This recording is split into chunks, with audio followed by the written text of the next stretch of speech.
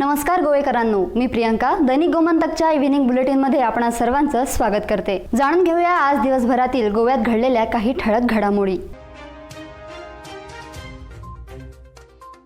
राज्यातील मासेमारी बंदी उठून 5 दिवस उलटले असले तरी दर्या अजूनही खवळलेलाच आहे. आतापर्यंत एकही ट्रॉलर खोल समुद्रात गेलेला नाही. आणखी काही दिवस ट्रॉलर समुद्रात जाणार नाहीत अशी माहिती मच्छीमार खात्याने दिली. त्यामुळे गोमंतकीयांच्या ताटात अजून तरी काही दिवस ताजे मासे पडण्याची शक्यता कमीच आहे. दुसऱ्या बाजूने याच दिवसात मिळणारी सोलार कोळंबी हातची जाईल या भीतीने लहान होडीवाले आपला जीव धोक्यात घालून खळवळलेल्या समुद्रात होड्या घेऊन जात आहेत. त्यांना कोळंबी मिळते, पण कित्येक बोटींचे लाटांच्या तडाख्याने नुकसान झाले. आता ताटात मासे कधी पडणार याची गोमंतकीयांना वाट आहे. राज्यातील ज्या नागरिकांकडे ओळखपत्र नाही असे भारतीय तसेच नेपाळी आणि परदेशातील इतर नागरिकांना लस देण्यासाठी पुन्हा एकदा खास लसीकरण शिबिर उद्या पणजीत आयोजित करण्यात आले. यापूर्वी पणजी, मडगाव आणि आसगाव येथे फॉरेनर नागरिकांसाठी लसीकरण शिबिर आयोजित करण्यात आलं होतं.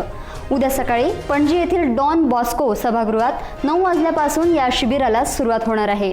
आज पेडणे पालिकेच्या बैठकीत विविध विषयांवर चर्चा करण्यात आली. पालिकेचे उत्पन्न वाढवण्यासाठी घरपट्टी वाढविणे, पाणी तसेच वीज जोडण्या देण्यासाठी पालिकेने सर्वसामान्य नागरिकांना त्रास न देता नागरिक कायद्याअंतर्गत ना हरकत दाखले देऊन पालिकेचे उत्पन्न वाढविण्याच्या सूचना नगरसेवकांना केल्या आहेत.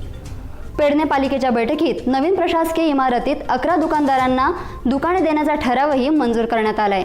गोव्यातील मुरगाव बंदरातून जाणारी कंटेनर जहाज सेवा बंद झाली. त्यामुळे तेथील निर्यात निश्चित उद्योगांवर संक्रांत ओढवली असून निर्यात उद्योगाशी संबंधित 15,000 लोकांवर बेरोजगारीची वेळ आली आहे.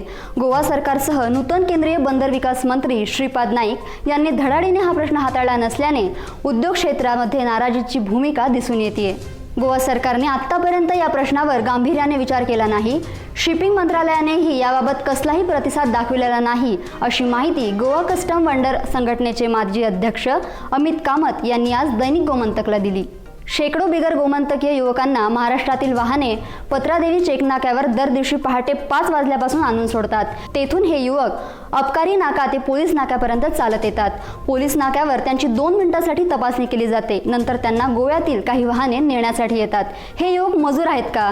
ते नक्की कुठे जातात? असे अनेक प्रश्न या प्रकरणाकडे बघताना उपस्थित होत आहेत. आगामी काळातील विधानसभा निवडणुकीच्या पार्श्वभूमीवर गोव्यात राजकीय हालचालींना वेग आलाय. मागच्या काही काळापासून सर्वच पक्षांनी पक्ष मजबूती करण्याचे काम सुरू केले. त्यातच आता गोव्याचे माजी मंत्री महादेव नाईक यांनी आज आम आदमी पक्षात प्रवेश केलाय.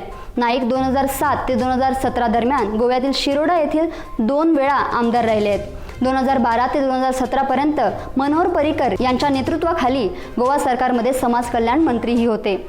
महादेव नाईक हे भंडारी समाजाचे प्रतिनिधित्व करतात. त्यांच्या कार्यकाळात ओबीसी आरक्षण वाढवण्यात आले होते. आम आदमी पक्षात सामील झाल्यानंतर नाईक यांनी गोव्यातील भाजप सरकारवर निशाणा साधल्याचे दिसून आले. गोव्यातील प्लायवूड व्यावसायिकाचं एखाद्या चित्रपट स्टाईलने अपहरण करून त्यांच्या कुटुंबातील व्यक्तींकडून 1 कोटी रुपयाची खंडणी उकळण्याचा प्रयत्न काही आरोपींनी केला होता. मात्र मोबाईल चोरून तसेच पत्नीला फोन करून त्यांनी मोठी चूक केली आणि हे प्रकरण त्यांच्याच अंगलट आले. सध्या आरोपी पोलिसांच्या जाळ्यात सापडले असून या नाट्यमय गुन्ह्याचा पर्दाफाश गोवा पोलिसांनी केलेला आहे. दरम्यान व्यावसायिकांनी कामगारांना कामावर ठेवताना त्यांच्या पार्श्वभूमीची तपासणी करावी. त्यासाठी त्यांनी जवळच्या पोलीस स्थानकात ही माहिती देऊन त्याची खातरजमा करून घ्यावी. राज्यात भाडेपट्टीवर खोल्या देणाऱ्या मालकांनी भाडेकरूंच्या पार्श्वभूमीची माहिती करून घ्यावी. त्याचबरोबर पोलीसही या संदर्भात लवकरच भाडेकरूंची तपासणी मोहीम सुरू करणार अशी माहिती पोलीस महासंचालक मुकेश कुमार मीणा यांनी दिली आहे. तर या होत्या आज दिवसभरात गोव्यात घडलेल्या काही ठळक घडामोडी. अशाच ताज्या अपडेट जाणून घेण्यासाठी आमच्या दैनिक गोमंतक पेजला भेट द्या आणि आमच्या चॅनलला सबस्क्राईब करा.